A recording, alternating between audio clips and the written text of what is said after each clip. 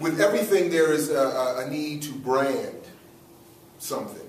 And in this case, whether it's selling shoes or t-shirts or universities, or in this case, revolutionary scholars or revolutionary activists, there's a need to brand it in a certain way so that the brand carries on its own function. So in other words, when you see the Nike swoosh on a shoe or a shirt, that symbol is meant to take you away psychologically from the process that went into creating the shoe, to take you away from any logical question about is the shoe or shirt actually better than another shoe or shirt, to take you away from logically thinking about the cost of the shoe or the shirt. All of those things, the brand is supposed to wipe away your ability to think logically so that we all just want to go for the brand.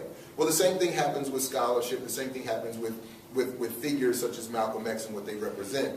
So what Marable's book ends up doing is becoming, as I and others have argued, an attack on your generation and those coming up behind you.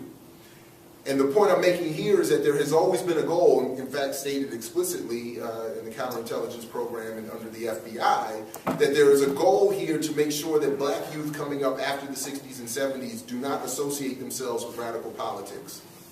So there has been a long effort to rebrand radicalism and radical figures, including Malcolm X, so that by the time they come down to my generation and certainly to yours, there is a version of them that doesn't inspire us to do the same thing.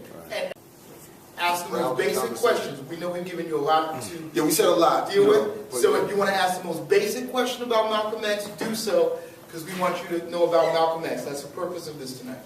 Yes. Do you feel as though the movie was another thing that also sort of went with the whole brand and not really represent who Malcolm X really was? Like they said it. They said, I'm sorry, real quick, at the time, they said, Warner Brothers Studios said very explicitly in the early 1990s, we want to create the X as a brand on par with Batman and The Simpsons. So they said, they were very clear, we need to rebrand X. And real quick, what people have to remember is that in the late, particularly in the mid to late 80s, Malcolm had a resurgence within my generation, through hip hop, through new generations being reconnected through the radical hip hop that was being produced at the time that we had access to, unlike today. So there was this need from the state, that is the United States, not just the government, but its economic, political elite in general, to say, well, if all these black youth are reconnecting with Malcolm X, on what terms are we going to allow this to occur? We can't allow them to greet Malcolm as he actually was, because they might become him. And we don't want that. That's why we killed him in the first place. We can't have another generation producing another one.